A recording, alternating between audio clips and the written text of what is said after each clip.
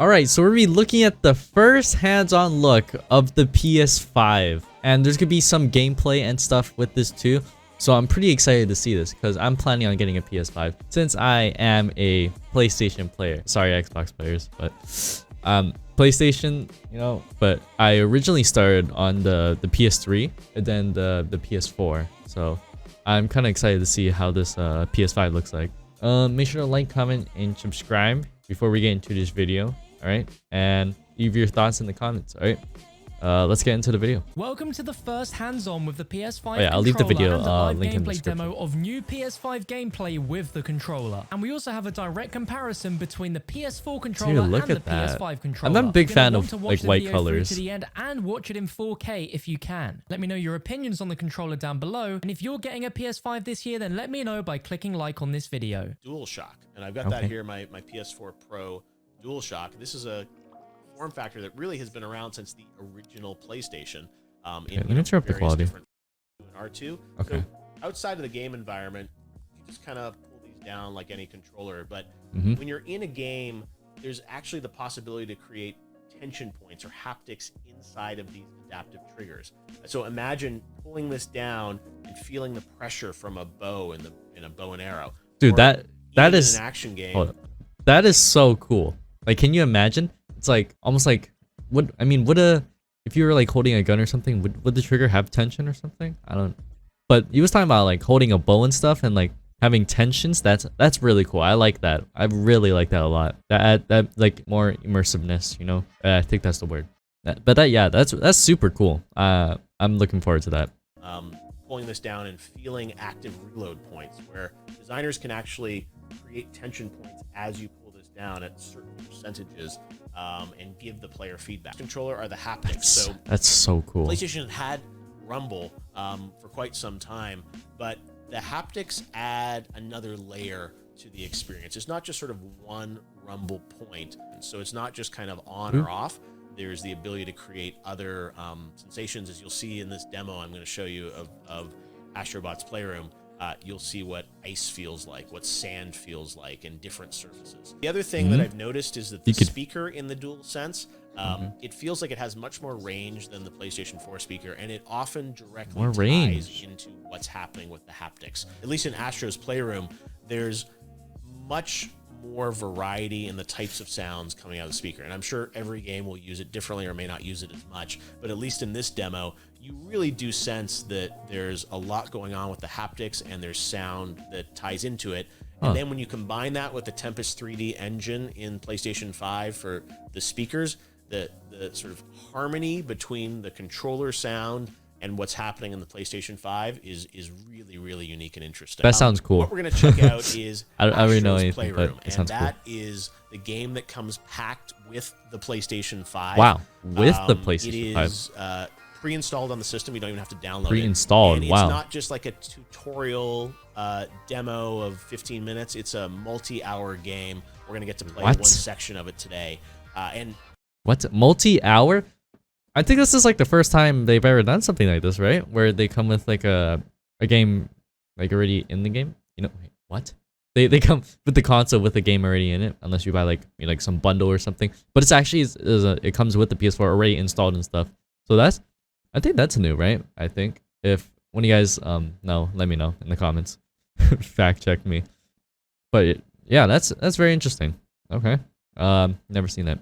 I think the reason we're playing this is because it comes with the system and it really showcases the controller. So, of course, everyone wants to see what Horizon Forbidden West looks like on the system, and this is a demo that is focused, I think, more on the controller and the haptics and the adaptive triggers versus trying to showcase the power of the SSD or the true graphics horsepower of PS5. So that's all stuff we can look forward to. We've seen those games at the event, and they look spectacular. So that's another aspect of PS5 that I'm sure hopefully we'll get to see more of in the coming weeks. But at least right now, we're going to look at the controller and how that relates to gameplay with Astro's Playroom. So let's call it up here and go hands-on live with PS5. Okay. You can even hear the sound of my bot walking around. What the heck? Whoa. So What full the? 6 degrees of motion as always. Looks like I'm gonna have to flick up here on the pad to release my bot. Oh wow. Okay. And we are in CPU Plaza. The thing about this game, as you will see in this demo, there are a lot of references to the history of PlayStation. So Cooling Springs is the area that is open on Jeff's demo of this game. And we are going to jump in here and just go through this experience with the bot. All right, so we're on the beach here. There are beach balls you can play around with. I was bot on vacation here. Should I disrupt them? Let's do it. Wow. Okay. How rude of me, right? Quality looks good. Head on over here into this. You can't really tell since it's on YouTube. CPU fans. And again, when you get into this environment, I'm static here, but you hear the crisp sounds of sand coming at you. Oh, that's interesting. Tension in the controller from going over this sand environment. And then wow, so they play sounds from like surfaces and stuff. I don't know how to explain it. Ducks are back. But that's very interesting. Remember the duck demos? PlayStation 3, I think that was. There's a bunch of like ducks? sound coming out of the controller. I feel like I can hear it. So I have this suit, and I'm gonna push up on the controller to zip him up. This is the frog suit, and this frog suit shows off the adaptive controllers. So I'm gonna move my controller left and right, and these adaptive triggers are really, really cool, and I've never felt something like this before. What does it feel like? A console controller. As you push down on the controller, there's tension now in these adaptive triggers. So and good. It's programmable.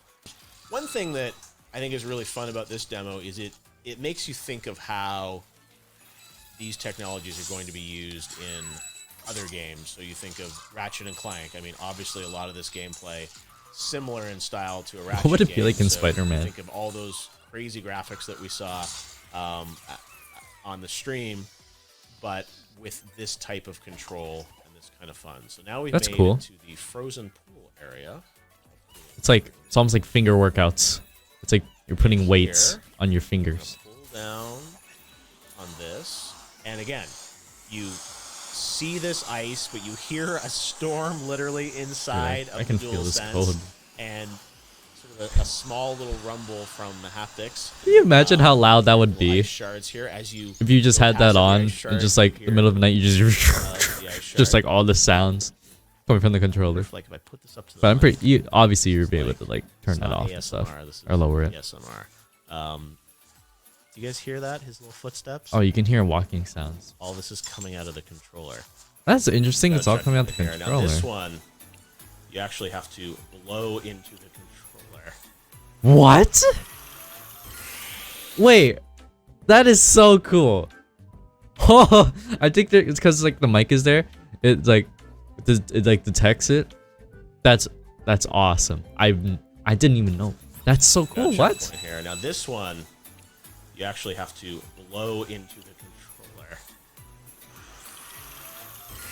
Can you imagine blowing out your controller though? This one, you pull back. It's like this. Like, you have your controller just like how would you look? You're just like that's cool though. I like it. Just like a bow and arrow almost. And whoa, look, it's a PS3. I unlocked a PlayStation 3. I have a PlayStation 5. Wow. Well, I had a lot of fun seen one of those in a playing while. with the DualSense controller and Astrobot. And I wanted to get a little more information on all things PlayStation. So joining me now is the worldwide head of marketing at PlayStation, Eric Lempel. Eric, all right. how we doing? See you, info. Hi, Jeff. How are you? I'm doing pretty good. I got to go hands on with the PS5, which was a nice surprise. This dude this gets week. a PS5 already. It, like but, what? You guys are full of surprises for PS5. It looks like. Yeah, and you're one of the first to actually touch the DualSense outside of the company and the developers. I'd love to know what you think. So this jealous. Is a big thing for us. So jelly. We're very excited about PS5. I think we saw even this week there were rumors that pre-orders were happening and the Twitter lit up. I don't know where these rumors start, but I have to ask you, like, are you about to press the button now for pre-orders? Like, when can we expect to get our PS5?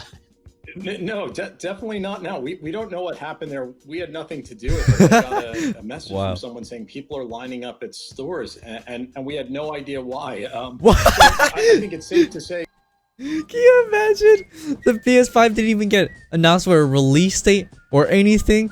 And people were just lining up, like, they're outside the GameStop just lining up for, like, a non, like, release thing. Like, what? Of your viewers, we'll let you know when pre-order will happen. Exactly. It's not what the hell? Notice. We're going to, at some point, let you know when you can pre-order a PlayStation 5. Yeah, bro, it's gonna sell out. Please don't feel like you have to go run out and line up anywhere until you receive official notice. Yeah, especially why would you line up, like, especially in quarantine? What? On how that'll work. So I don't know how that happened. Don't know who did it. Wasn't us though. So well, but look, I mean, as a marketer, I'm sure it's great to see there's that much anticipation for your product.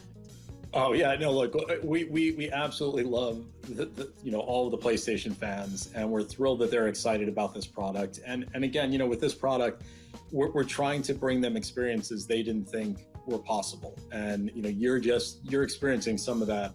One of the first people to experience that.